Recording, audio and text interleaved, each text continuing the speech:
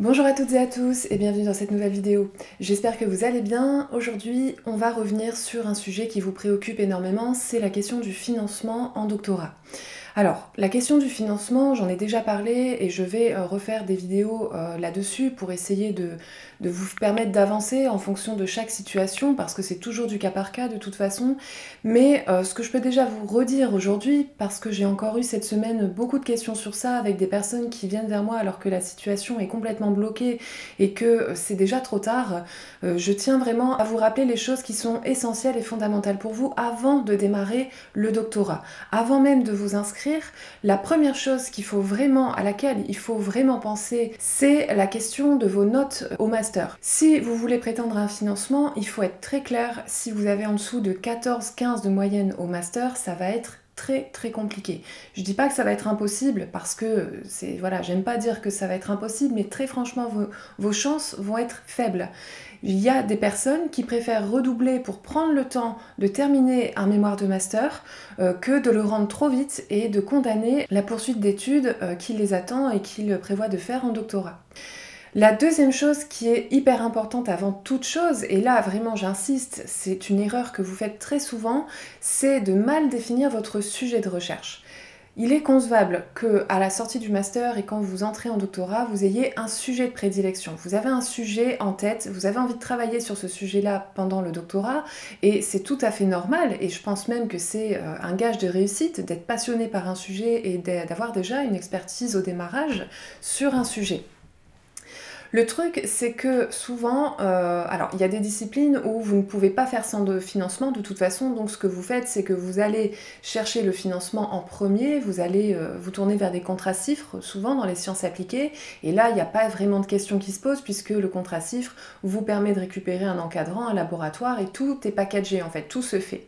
Mais en dehors des contrats CIFRE, quand vous allez postuler sur des contrats doctoraux, quand vous allez postuler sur des bourses doctorales ou des contrats, toutes sortes de contrats qui vous permettent de financer un doctorat, il faut penser à la manière dont vous allez définir votre sujet. Vous devez vraiment comprendre que le sujet qui va être proposé doit entrer dans les axes de laboratoire. Si vous voulez avoir une chance d'être financé, il faut que vous soyez au plus près des programmes de recherche des laboratoires que vous ciblez. Alors faites ce travail de ciblage et de repérage. Repérez les laboratoires qui sont susceptibles de vous accueillir en tant que doctorant, d'abord.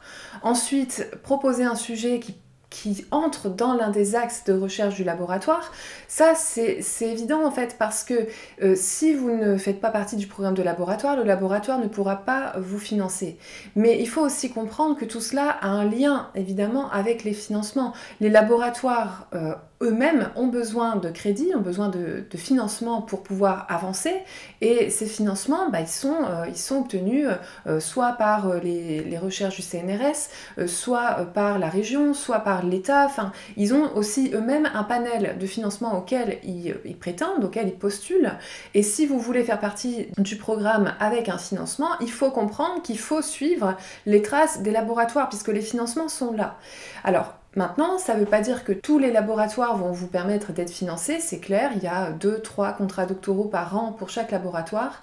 Donc, il faut avoir les meilleures notes possibles au master, proposer un sujet qui soit vraiment parfait par rapport au programme de recherche pour pouvoir prétendre à un contrat doctoral. Il y a beaucoup de personnes qui pensent que les bonnes notes au master vont suffire pour obtenir un contrat doctoral. C'est pas le cas, ça va dépendre aussi de votre recherche, ça va dépendre du sujet que vous proposez, de qui vous encadre et de plein de paramètres qui parfois vous échappent. Je vous le dis, vous n'avez pas la main, vous ne savez pas toujours où vous mettez les pieds et pourquoi le contrat doctoral a été attribué à quelqu'un d'autre et pas à vous. Donc faites très attention à ça. Les paramètres que vous pouvez contrôler, c'est vos notes, c'est la recherche que vous proposez.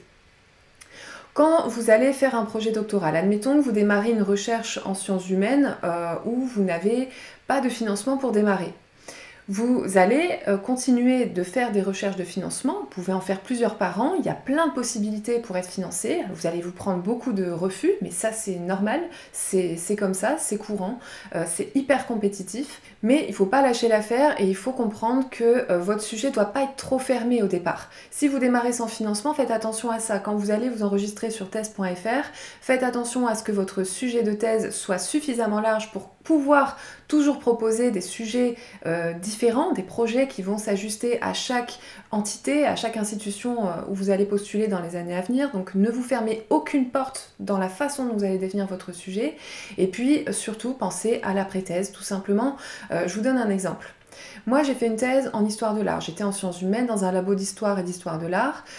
Quand j'ai quand j'ai monté mon projet doctoral, on m'a fait comprendre qu'il fallait que mon projet s'inscrive dans les axes du laboratoire. J'ai compris par la suite quelle importance ça pouvait avoir de faire partie de ce programme, évidemment, ne serait-ce que pour l'intégrer, mais aussi par rapport au financement.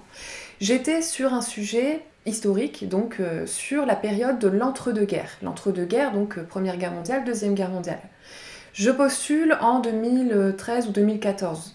2013-2014, j'ai déjà raconté un sujet de thèse en tête, c'était l'art anglais. Je voulais travailler sur l'art anglais du XXe siècle. Tous les mouvements modernes du XXe siècle, mais anglais. Je m'intéressais à ça, c'était mon sujet. Ça fonctionne pas parce qu'on me fait comprendre qu'il faut qu'il y ait un lien avec la France pour pouvoir intégrer tel laboratoire. Donc je me creuse la tête et je cherche un sujet qui permette de faire un raccord. Donc les relations artistiques entre la France et l'Angleterre à la période que je proposais. Ça marche toujours pas parce qu'on me dit que la période n'est pas la bonne. Je proposais début XXe siècle et on me dit c'est pas la bonne période. Je demande pourquoi.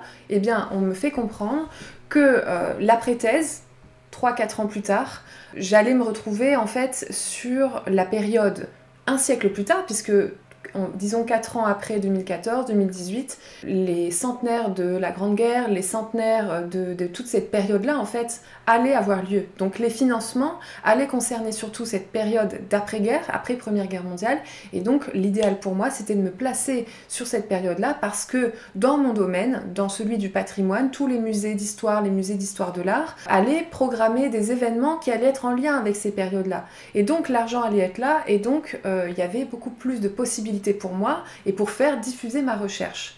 Pendant mes années de thèse, il y a eu plein de programmes qui ont préparé ces événements qui allaient avoir lieu 2-3 ans après, et ça m'a permis de me caser sur plein de projets en fait, que ce soit de façon bénévole ou rémunérée, mais en tout cas ça m'a permis de construire mon CV.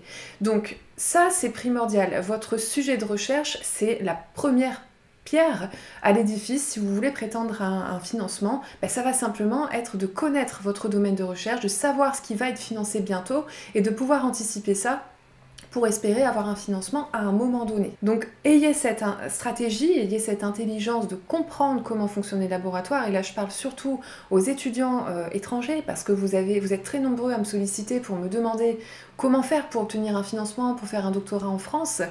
Et vraiment, je ne peux que vous répéter de faire attention à la manière dont vous allez définir votre sujet, et si vous avez déjà démarré sans financement, à bien faire attention, à ne pas vous fermer de porte et à connaître le terrain de la recherche en France si vous voulez espérer intégrer un labo français à un moment donné. La dernière chose qu'il faut connaître pour espérer avoir un financement, c'est justement toute cette question du terrain de la recherche. Faites des recherches sur les laboratoires, mais pas seulement. Il y a plein d'institutions en dehors des laboratoires qui financent des projets de recherche. Si vous travaillez sur des sujets de sciences humaines, vous avez des associations, vous avez, ça peut être des maisons de la culture, ça peut être des centres de recherche. Il y a plein de centres de recherche qui ne sont pas directement rattachés à des laboratoires ou à des universités. Il y a plein de choses comme ça, il y a la région.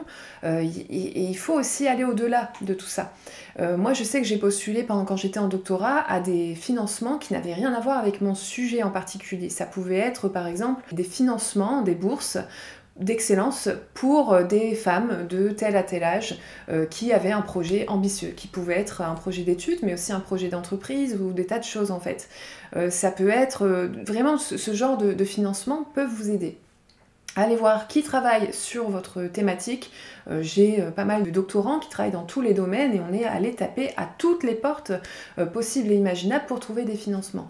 Vous pouvez aussi cumuler des bourses doctorales. Vous pouvez faire plusieurs dossiers en même temps au départ, puis ensuite vous laissez un petit peu reposer les choses.